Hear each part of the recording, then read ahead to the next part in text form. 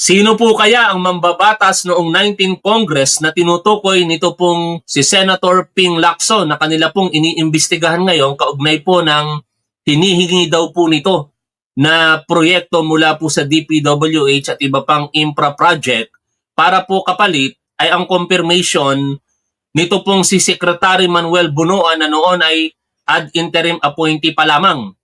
Kaya sa pagkakataong ito mga tol, dalawa ang pumasok sa isip ko. I am not saying na sila po iyon ha.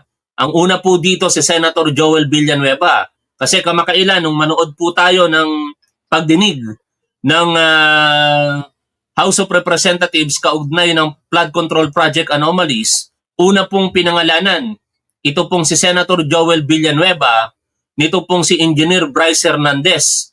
Ito po ay isang kasama na mga inhinyero diyan po sa First District ng Bulacan DPWH Department, at sinabi niya po na meron po silang text messages, kasama po diyan si Engineer Mendoza, no, na nakausap daw po nila ito pong si Senator Joel Villanueva at sinasabi na parang nangihingi po ng proyekto o yung amount na halagang 1.5 billion pesos para po sa kanilang probinsya diyan po sa Bulacan. Pero yan po ay mariing itinatanggi nito pong si Senator Joel Villanueva. Ikalawa po sa pumasok sa isipan ko, ito pong si Senator Rodante Marcoleta. Bakit po pumapasok sa isipan ko ito? Kasi meron po silang world war sa pagitan po ni Ping Lacson at saka ni Rodante Marcoleta. At mukhang nagkakahalungkatan po ng mga issue sa nakalipas na panahon. Pero si Senator Ping Lacson, parang walang issue maibato sa kanya. Ito pong si Senator Rodante Marcoleta. Nung nakalaang privilege speech nito pong si Senator Ping Lacson, walang hiya, durog talaga ang naging sistema ng mga sinabi nitong si Ping Lacson dito kay Rodante Marcoleta. Partikular, yung sinabihan niya na nag-commit ng indirect bribery, ito pong si Rodante Marcoleta. Pero again, lilinawin ko lamang po sa inyo, I am not saying na si Senator Rodante Marcoleta ang tinutukoy po dito sa investigasyon na isinasagawa ni na Senator Ping Lacson. Nakita ko po ito sa kanyang YouTube channel mga tol. Nakapost po sa community post ng kanyang YouTube channel ang mga sumusunod. Basahin ko po bago natin basahin yung kabuuan ng balita. Iniimbestigahan ni Senate President Pro Tempore at Blue Ribbon Committee Chairman Panfilo Ping Lacson ang listahan ng mga flood control at iba pang infrastructure projects ng Department of Public Works and Highways na umano'y hinihingi ng isang panel member ng Commission on Appointments kapalit ng pagkumpirma kay nooy DPWH Secretary Manuel Bunuan noong huling bahagi ng 2022. Kaya dito mga tol, ang pinag-uusapan po ay 19th Congress. Bakit po pumasok sa isipan ko si Senator Joel Villanueva? Kasi senador na po siya noong 19th Congress.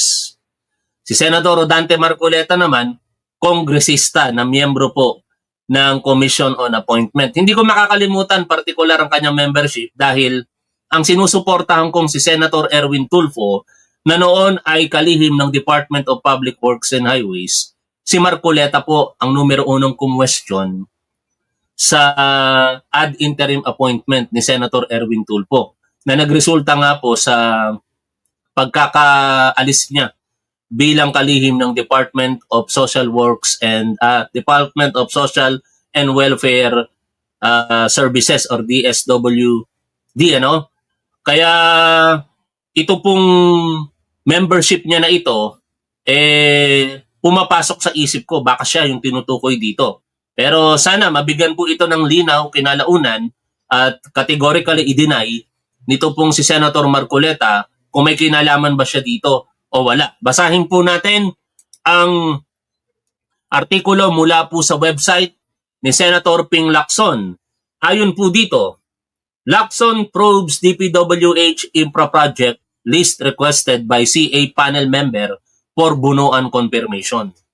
Senate President Pro Tempore and Blue Ribbon Committee Chairman Panfilo Ping Lacson is investigating a list of Department of Public Works and Highways flood control and other infrastructure projects reportedly requested by a Commission on Appointments panel member in exchange for the confirmation of then DPWH Secretary Manuel Bunoan in late 2022. Ngunit mukhang malabo na ito kay Senator Joel Villanueva, mga tol, kasi hindi na kailangang imbestigahan yung kay Senator Joel Villanueva dahil na-imbestigahan na po ito. In fact, subject na nga po ito ng resolution ng Office of the Ombudsman at Department of Justice. Kaya less likely na si Senator Joel Villanueva po dito. Ang tanong, hindi kaya si Senator Rodante Marcoleta ito na noon ay kongresista na miyembro po ng Commission on Appointment? Malalaman po natin. Tuloy-tuloy po tayo sa pagbasa.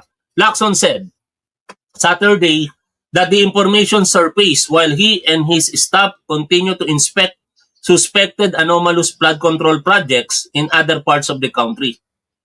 We received information that during a CA hearing for Bunoan's confirmation as DPWH Secretary, the confirmation process was used for such a transaction, he said in a mix of English and Filipino in an interview on DZMM, citing information from former DPWH Undersecretary Roberto Bernardo. Mamaya papanoorin po natin ang interview na po yan. He also said he is validating the information from Bernardo that the one who made the request to Bunoan was from the House of Representatives panel at that time. Since hindi ko pa kasi ito nababasa ng buo, yun lamang na panimula kanina. Kaya pumasok sa isipan ko si Senator Joel Villanueva, pero may pagdududa na. Katulad ng sinabi ko dahil naimbestigahan na si Senator Joel Villanueva at subject for resolution na nga. Ngayon, kumpirmado na hindi si Senator Joel Villanueva ito, kung hindi House of Representatives member. Sino kaya yon? Tuloy po tayo sa binabasa po natin dito. Meanwhile, Lacson said his team continues to check flood control projects including those in Metro Manila, including one where the flooding station got worse after a pumping station was built there. Pakinggan na natin mga tol. Ito pong mismong interview kay Senator Lacson. Senate President Pro Tempore at Chairperson. Ito tayo sa YouTube manood. Yan. Siyempre, Committee on Accounts, hawak din niya. Si Senator Panfilo Lacson. Sen, magandang umaga po. Robert, magandang umaga sa lahat ng sumusubaybay sa Balita Antimano ngayong umaga. Ayan, good morning, Magandang Sen. umaga rin. Opo, magandang umaga po at maraming salamat sa opportunity. Sen, okay na po ba? Nakahinga na tayo? Nakahinga na tayo? Or medyo malayo pa ba yung ceasefire sa pagitan ninyo dalawa ni Senator Marcoleta, Sen? And I think I've said enough. So, move on na tayo sa mga susunod na dapat mangyari. Sir, speaking of move on, ilan sa mga points na binanggit po ninyo during your privilege speech, nakaabang nga po ang lahat doon. Unang-una nabanggit yung doon sa donation kay Senator Marcoleta, yung ibinigay na sinasabi niya na ibinigay doon sa SOSE, at sabi niyo hihingi kayo ng update with COMELEC kung anong development dito. May nangyari na po ba dito, Sen? Wala pa kasi papuntang weekend naman tayo. Siguro sa Monday, medyo magtatanong tayo sa COMELEC kung anong talaga yung development doon. Sir, kasi hindi naman para sa akin, kasi alam mo, yung mga kababayan natin, gusto nilang malaman kung ano yung nangyari. Hindi lamang sa kaso ni Senator Marcoleta, kundi pati ba yung ibang mga kaso nakabinbin doon. Opo. Kasi para, tama nga naman, para may development, alam natin kung saan ang inuusad dito at kung may hinihintay pa tayo, Sen? Tama, tama yun, Robert. Opo. Sir, doon lang sa isa pang issue, doon sa privilege speech po ninyo, medyo babalik ako lang po, yung sa may part sa Commission on Appointments, di ba, ang inihiling po ni Senator Marcoleta, mabura doon sa record yung mga sinabi niya. At kayo po, ito, ibang usapin pa ito Kasi kung matatandaan po ninyo, si Senator Rodante Marcoleta, nagsalita po ito i-give up ang KIG, pero pilit niya po itong dinideny, no, na never niya daw pong sinabi ang mga bagay po na yon. Ngunit hindi naman po magsisinungaling ang video At dahil nga po patuloy ang issue na ito laban sa kanya, dahil po sa pagsasalita niya na yon, sinisikap ngayon ng kampo ni Rodante Marcoleta na maalis yung mismong remarks po niya na yon sa hearing ng Commission on Appointments in the confirmation of those officers from the Armed Forces of the Philippines. No? At for the record, muli po nating ipaparinig sa harapan ng publiko na hindi po totoong hindi yon sinabi nitong si Senador Rodante Marcoleta. Dahil maliwanag po sa sikat pa ng araw ang mga katagang kanya pong binitawan during the time. It was March 4. Oh, I'm sorry. It was February 4 yata kung hindi ako nagkakamali. So, pakinggan po natin ito mga tol. Ba't walang audio? Walang audio. Sandali lamang Bakit walang audio to? Oh, nawawala yung audio. What happened? Sinabutahin na? Nasa butahin na? O, i-refresh natin. Baka mali lamang. We swear Yan. to the Constitution that we will defend the Constitution, all the laws and orders and regulations. Kapag ka Shoutout po sa inyong lahat mga tol. Pasensya na, yung shoutout time natin kanina 4 minutes. Nasa middle na po tayo ng talakayan kaya hindi na po ako makakapag-shoutout pa. No? Kung may panahon pa mamaya after ng ating talakayan, saka na lamang po tayo mag-shoutout. Shoutout po sa inyong lahat. Tuloy po natin ang pakikinig po dito. nagkakaroon po ng giyera sa pagitan ng dalawang bansa, kayo po ang una na sasagupa dito. Kaya dapat po mas interesado kayo kaysa sa amin. Ano ba talaga ipagpapatayan natin dito? We will offer our lives, including the lives of our children, and to die for it, for something that is not even within our EEZ. Ang gawin natin po para madali, i-give up natin yung KIG. Ulitin natin. Ang gawin natin po para madali, i-give up natin yung KIG. Isa pa. Ang gawin natin po para madali, i-give up natin yung KIG. Isa pa. Ang gawin natin po para madali, i-give up natin yung KIG. Diba? Then, mako-coordinate na natin lahat. Matantilan unless nandun yung KIG, wala nga po nasa labas po ng ating exclusive economic zone. Paano po malalagay sa entire West Philippine Sea?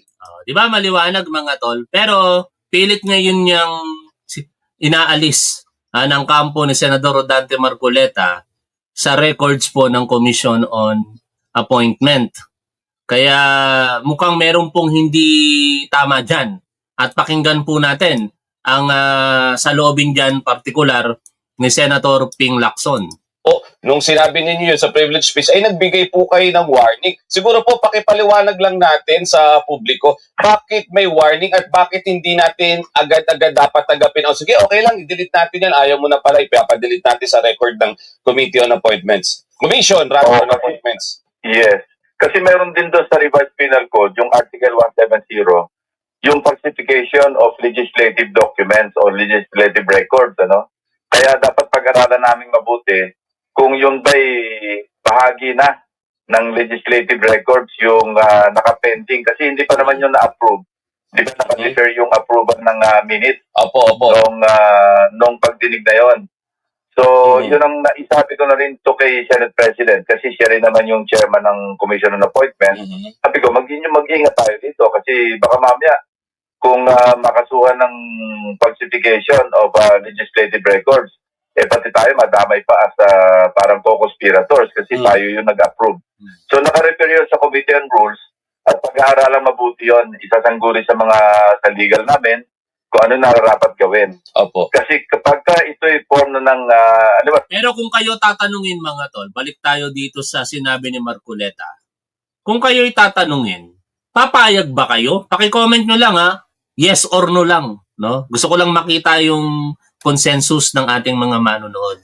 Papayag ba kayo na ang mga winika na ito ni Senador Rodante Marcoleta during the time, February 4, 2026, sa Commission on Appointment hearing ay alisin sa record po nito? Yes or no lang mga tol? We swear to the Constitution Hmm.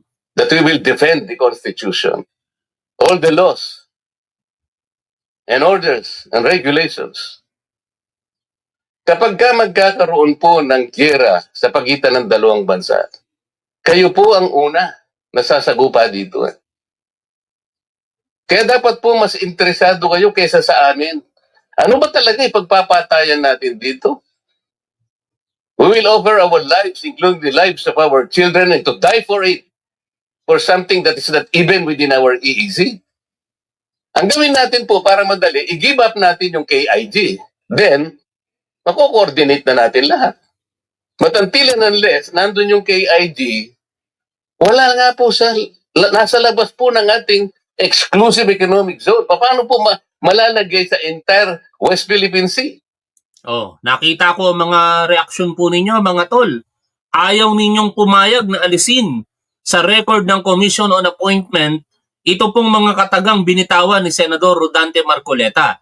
Sana madinig po tayo rito ng Commission on Appointment, ano? Wag alisin, manatili ang records na yan sapagkat sinabi naman talaga yan nitong si Senador Rodante Marcoleta. Lumabas sa TSN, yung stenographic notes.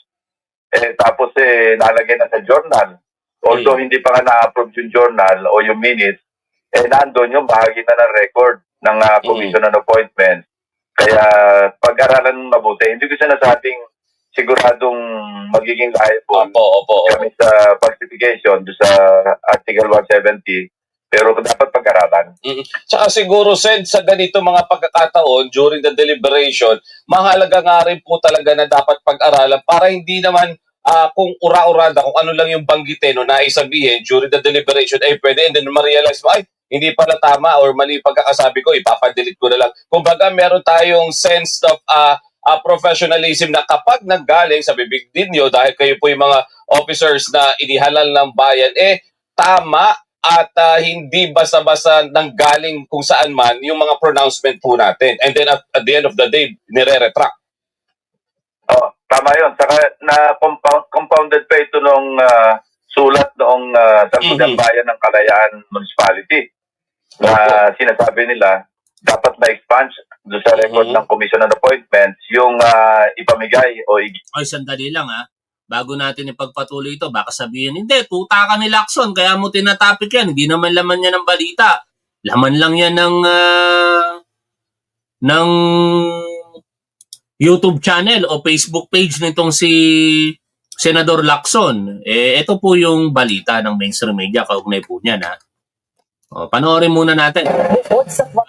Sabihin ng mga basher, mga taga-suporta ni Rodante Marcoleta, o kaya ni Senator Joel Villanueva, which is hindi naman pala siya, kaya mo lang tinatapik yan dahil sinusulong mo ang popularity ni Ping Lacson. Hindi po. No? Tayo po tumatalakay dahil ito po'y laman po ng mainstream media at ito po yun. Bukod sa flood control scandal, iniimbestigahan din ni Senate Blue Ribbon Committee Chairman Panfilo Lacson ang iba pang infrastructure projects ng gobyerno. Nadiskubre kasi na may mga hiningi umanong proyekto ang isang miyembro ng Commission on Appointments para sa confirmation ni dating DPWH Secretary Manuel Bonoan. Ang detalye sa Agenda Weekend Report ni Dexter Ganibe ng Abate. Nasa hot seat ngayon ang isang miyembro ng Commission on Appointments noong 19th Congress kasunod ng revelasyon ni Senate President Pro Tempore at Blue Ribbon Committee Chairman Ping Lacson. Ongoing na kasi sa pagkalkal niya ngayon sa listahan ng mga flood control at iba pang infrastructure project na umano'y hinihingi ng isang panel member ng CA kapalit ng pagkumpirma kay nooy DPWH Secretary Manuel Bonoan. Good afternoon. The first meeting of the committee. Naku po! Ako'y nagtatanong, dito sa balita, ang tinutukoy pa, na pinakitang video, si Rodante Marcoleta. On Public Works and Highways of the Commission on Appointments in the first session of the 19th Congress is hereby called to order. November 22, 2022 nang isailalim sa CA confirmation si Bunoan, kung saan chairperson ng CA Committee on Public Works and Highways si Nooy Sagip Party List Representative Rodante Marcoleta. Ang mga miyembro noon mula sa House of Representatives ay sina Bacolod Representative Greg Gasataya, Iloilo 4th District Representative Perjedel Biron, Congressman Albert Garcia, Oka Malapitan, Lani Mercado Revilla, Jordin Jesus Romualdo at Manuel Sagarbaria. Sa isang panayam ngayong Sabado, sinabi ni Lacson na lumabas ang impormasyon habang patuloy siyang nag-iinspeksyon kasama ang kanyang staff sa flood control project sa iba't ibang bahagi ng bansa para matukoy kung alin ang posibleng maanomalya o guni-guning proyekto. Saad ni Lacson na may impormasyon siyang hawak na sa pagdinig ng CA sa confirmation ni Bunoan bilang DPWH Secretary, naging kasangkapan ang confirmation para makapag-appropriate o makapagsingit ang hindi pa niya pinapangalan ng CA member. Pero sabi ni Lacson na galing kay dating DPWH Undersecretary Roberto Bernardo ang impormasyon kaugnay ng pagsasamantala ng di pinangalanang kongresista na humingi ng mga proyekto kay Bunoan kapalit ng kumpirmasyon nito. Noon ding November 20, Okay hindi pinangalan ng kongresista, pero 8 lang sila. No? Tapos lagi pang pinapakita nitong Billionaire News Channel ang mukha ni Rodante Marcoleta. 2022, inaprobahan ng Commission on Appointments ang confirmation ni Bunoan. There is a motion to recommend to the plenary for the commission to confirm the ad interim appointment of Secretary Manuel M. Bunoan, Secretary of Department of Public Works and Highways. The chair hears no objection. The motion is approved. Congratulations, Mr. Secretary. Tuloy, ani Lacson, ang pagsusuri ng kanyang team sa mga flood control project kabilang ang sa Metro Manila at ang lugar kung saan mas lumala pa ang pagbaha matapos maitayo ang isang pumping station. Balik na tayo Pagtitiyak ni dito. Lacson kung si Balik na tayo dito sa interview kay Senator Lacson. Give up yung Kalayaan Island, yung Kalayaan Municipality Island Group, ano? Kaya kailangan consider din yon kasi mahalaga yung sulat na yon at mga kababayan natin sa Kalayaan Island Group ang nagparating ng kanilang hinaing, pinapatanggal nila sa record yung particular na yun. Nasa page 22 yun eh. Alam ko ng journal kasi minatahan ko na yun eh. Opo. Dahil nga alam kong meron siyang motion, kailangan i-consider din namin yung sulat noong Sangguniang Bayan ng Kalayaan Island Group o Kalayaan Municipality. Opo, yung request din po nila. Pero, Senator, after nung inyo pong privilege speech, nakapag-usap na po ba kayo or may namamagitan ba sa inyo para ipakalmahin yung sitwasyon at mag-focus, gaya po na binabanggit niyo doon sa mas mahalagang activity ng Senate kabilang dyan, syempre, yung paggawa po at pagpasa ng ating mga panukalang batas? Wala naman, except yung minority leader, si Senator Alan, lumapit sa akin, bumulong, sabi niya, pagkalmahin na lang muna natin, Senping, tapos saka tayo mag-usap. Pero marami sa aking mga kasamahan, pagkatapos ng aking privilege speech, kasi di ba nag-suspend si Senate President, nasa lounge kami. Basta nga lang po, marami lumapit sa akin, congratulate. Siyempre, pabulong lang, it's about time, tama yung ginawa nyo, at saka kompleto resibo, yung mga ganong comment. So, ibig sabihin, Senator Lacson, indirectly, pumabor sila doon sa ginawa ninyo dahil hindi na din nila nagugustuhan yung mga actuations o mga sinasabi ni Senator Marcoleta? Ayoko na mag-interpret, basta ganun lang yung narinig ko. Tama yung ginawa. Napaka-professional ni Senator Lacson, ano? Kasi sa bagay, pagka sinagot niya yung tanong ng reporter, panibagong issue na naman na mag-aaway na naman sila ni Senator Rodante Marcoleta dito. Kaya ganyan lang, trabaho lang, ano. Ang problema kasi kay Senator Rodante Marcoleta, nagtatrabaho siya kaso lang yung kanyang kinikilingan parang China. 'Di ba? Katulad po nung naging serious accusation sa kanya ni Senator Lacson na ikinumpara yung kanyang mga sinasabi at doon sa nakapost sa website ng China o kaya nung Chinese Embassy, no? Parehas na parehas. Kaya parang pinaparot di umano nito pong si Senator Rodante Marcoleta kung ano ang naratibo po ng China. Congratulations. Impressive kasi kompleto resibo. Totoo. Mahirap i-refute. Yung mga ganong comment lang. Ang isa lang na hindi ko kasi napansin doon sa interpellation, Opo. yung kinukwento Sige lang, murahin nyo lang ako. Wala namang problema sa akin yan. Hindi nyo ako mapapatay sa mura. Eh kung papatayin nyo naman ako, okay lang din. Huwag lang kayo magpapahuli at huwag lang kayo mauunahan. Ha? Dati akong pulis, di nyo ako matatakot. Mga tatanga-tangang Duterte supporter. Ano? Saka wag nyo akong yabangan. No? Hilig nyong magsasalita ng kung ano-ano. Lalong-lalo na yung patayan. Pagsama-samahin nyo pa yung mga dalirin ninyo, mga tangang Duterte supporters, kulang pa yan sa kasalanan ko sa Diyos. Mga hinayupa kayo. Magtawag pa kayo ng mga manonood na mga tatanga-tangang Duterte supporters para dumami naman yung manonood natin. 1,200 plus sa YouTube channels po natin. Almost 300 sa ating Facebook page. Tawag pa mga tangang Duterte supporters. question niya yung bakit marami raw akong paksa na natalakay sa Ayan. aking Oo, page. totoo po. At ang ni-inbox niya, one subject, one title. Mhm. Alam mo yung one subject, one title, Robert, applicable yon sa panukalang batas, Mhm. na-declare na unconstitutional kasi nasa constitution yon. Singit tayo, ang hindi mag-like Duterte supporter sa mga tol, kaya mag-like po kayo. No? Hindi naman siguro kayo mga tanga. Sa 300 na manonood po natin combined sa Facebook pages, hindi naman siguro kayo mga tanga. Kasi ang mga tanga, Duterte supporters yun pag nanonood dito. Kaya kung hindi kayo tanga, magla-like kayo mga tol. Kapag nag-file kami ng panukalang batas at ito'y dineliberate, hindi po pwedeng meron kang titulo pagkatapos ang sinasaklaw mo Marami. subject, maraming Opo. topic. Hindi applicable sa privilege speech yun. Kaya gusto ko rin i-correct kasi baka mamaya mali yung dating sa ating mga kababayan na nakarinig. Hindi ko kasi napansin yun eh.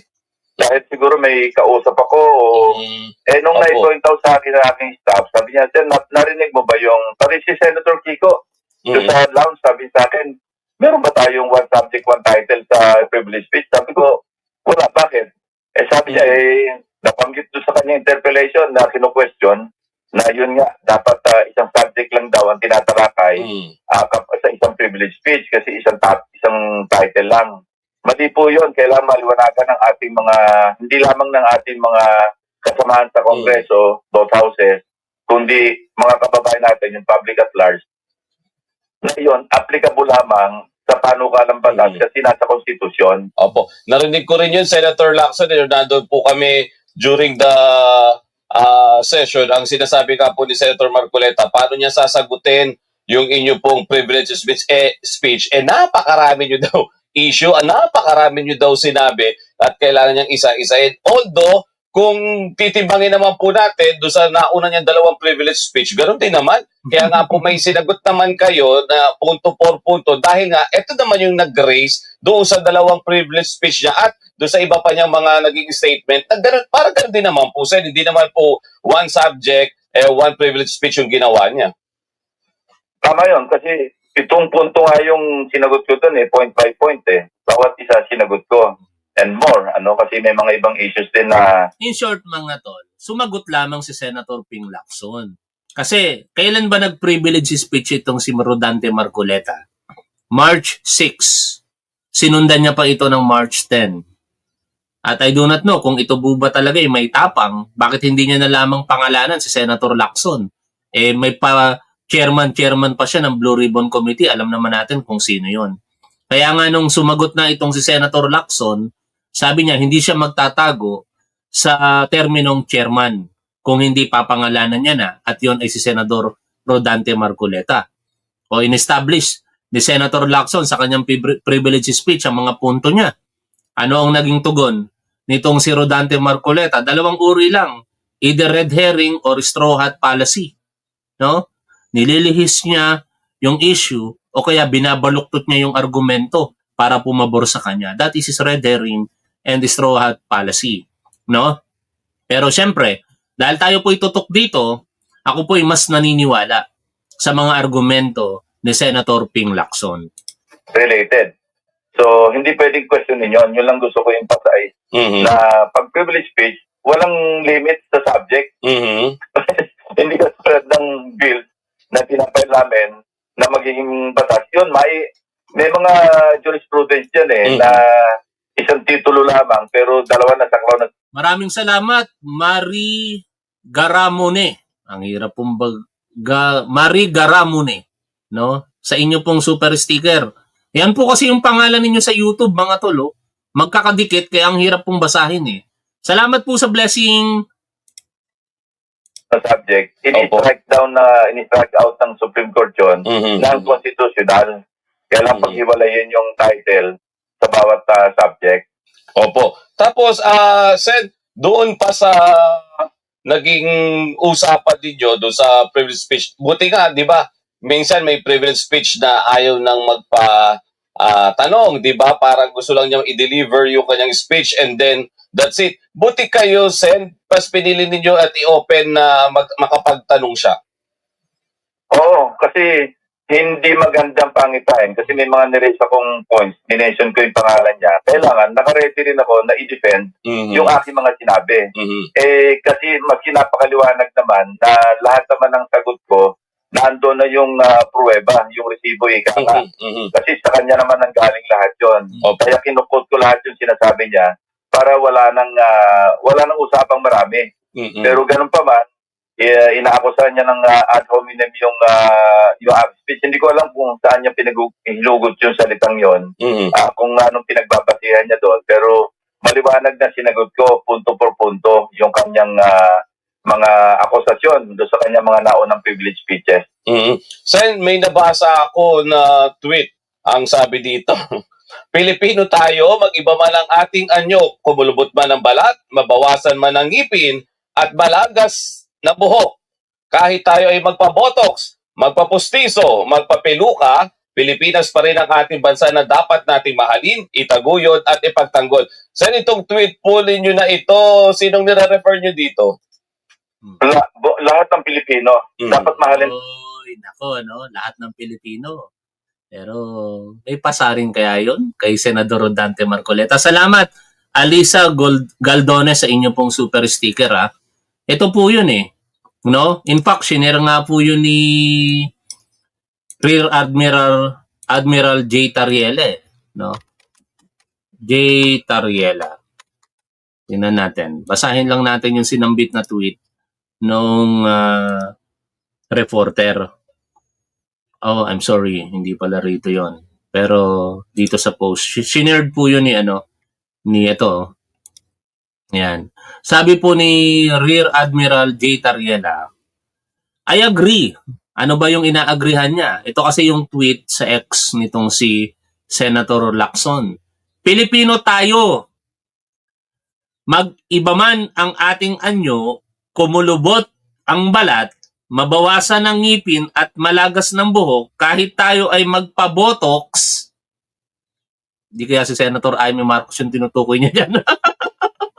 Magpapustiso, hindi naman siguro ako. O baka si Jay Sonsa. At magpeluka. Definitely hindi ako yun. Yan po yung buhok natin, hindi po yung piloka eh. Ha? Sino ba yung may piluka? Sino ba may piluka na Pilipino? Marami naman, Pilipinas pa rin ang ating bansa na dapat nating mahalin, itaguyod at ipagtanggol. Kaya nag-a-agree si Rear Admiral J. Tariela. Senator Ping Lacson, sir, nag-a-agree siya. Okay lang na hindi totoo ang ating ipin. Putis at buhok ang mahalaga ay tinitindigan ng laban sa West Philippine Sea.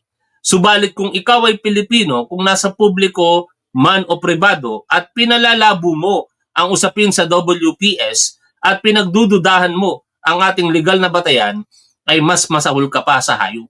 Sino ba nagdududa? Di ba si Senator Rodante Marcoleta? Tuloy po tayo dito. Natin na ating bansa. Kung nagkaroon lang tayo ng second citizenship, tulad ng mga ibang kababayan natin, o kaya meron kang interest o pakipagkaibigan sa ibang bansa at nagkakaroon pa naman ng konti sigalot sa ating bansa, dapat unahin natin, alalahan natin lagi, pinanganak tayong Pilipino, mamamatay tayong Pilipino. At dapat interest ng ating bansa, ng Pilipinas, ang ating pinaglalaban at tinataguyod. Hindi po pwedeng mas mahal pa natin ang ibang bansa kaysa sa ating sariling bayan. Sir, puntahan ko lang yung isa doon sa nire-raise din sa question niya doon sa mga statement, pahayag ng mga 12 dati daw na Marines. Ang Blue Ribbon ay hindi naman totally at wala rin namang pronouncement na X, hindi talaga sila tatanggapin. Walang ganon. Walang ganon. Katunayan, na may open nga akong panawagan kay Attorney Baligod na Opo. kung alam ko nga lang siyang kontakin, edi maski yung on a personal level, kinontak ko na siya para mag-usap kami dalawa. Dahil dapat din talaga tingnan, nabanggit ko na rin ito nung na-ambush interview ako nung afternoon. Oh, nawala yung ating internet Naka-live pa ba ako mga tol? No? Pasensya na nawala. Nasa na yon? Oh, tuloy tayo rito. Wala Anong oras yun? 12:15. Chairperson ng Senate Blue Ribbon Committee. Siyempre, Committee on Accounts. Hawak ni Sa realidad. O sa obvious naman na malayo sa imposible sa katotohanan yung mga aligasyon. So, nabanggit ko nga rin na, alam mo, kung dilapit-lapit lang sa realidad o sa katotohanan, bakit nga ba natin hindi dapat ipatawag ng pagdinig? Pero kung ganyan naman na magiging circus ang dating dahil talagang kababalaghan, ang Blue Ribbon, ang objective nito, mag-expose ng katotohanan at hindi magtangkilik ng kasinungalingan. So, ang kailangan dito, Senator, mukhang kailangan nilang i-revisit yung kanilang naging statement, pagtugmain, at paano ayusin nila yung mga nabanggit na mga dinamay, kwento, even pati doon sa manner kung paano i-deliver yung ganong kalaking amount, medyo hindi realistic na yung manner. Tama yun. Lalo ngayon, may nilabas pang information si Ombudsman Boying, Remulla, Opo. na sinabi niya, yung mga pictures na ginamit mukhang hindi authentic. Kasi ang dinidepict ng isang picture, at least one photo o picture na naipakita doon, naka-attached doon sa affidavit, hindi naman nangyari sa panahon ni Sa present President Marcos. Kundi panahon pa ni Speaker Velasco, matagal na yun. Yan ang problema Kung bakit dapat suriin ito pong mga pahayag ng 18 Marines po na ito bago ipatawag yung kung sino man ang inaakusahan nila. Ang gusto kasi mangyari nitong particular si Ferdinand Topacio at saka si Mike Defensor, wag nang suriin. Basta ipatawag na kagad si Pangulong Bongbong Marcos, si National Security Advisor Eduardo Año, Congresswoman Leila de Lima, Antonio Trillanes, Congressman Martin Romualdez, at kung sino-sino pang mga personalidad na kanilang dinamay. Idinamay pa yung Bureau of Correction Director na si Gregorio Katapang Jr. Naknang teting na yan. Tapos, biglang magkakaroon ng ganitong anggulo na yung mga naka-attach na photo, ilan po dito, nangyari pa sa panahon ng panunungkulan ni dating Pangulong Rodrigo Duterte, in particular during the speakership of Lord Alan Velasco. Yun ang mga problema. Kaya dapat malinaw po iyon. No? Hindi mangyayari yun kung hindi sila papayag na mausisa individually. Hindi pa pwedeng katulad nung ginagawa nila kagabi, nagpa-live stream na naman. No? Nag-guest doon sa isang YouTube channel yata yon. Tapos, ini-interview sila doon, magkakasama na naman. Alam niyo mga tol, alam na alam dapat ni Attorney Ferdinand Topacio ang mga bagay-bagay bilang abogado. Kaso lang, pilit niyang binabaluktot yung proseso. Kung talagang nagsasabi ng katotohanan ang mga di umano'y 18 ex-Marines na yan, kahit 10 o 1,000 beses mo man niyang tanungin, paikot-ikutin mo sa mga katanungan mo, hindi yan magkakamali. Ano iniisip nila ngayon? Na baka raw maging incriminatory yung kanilang statement. Pwede ba yun? Diba?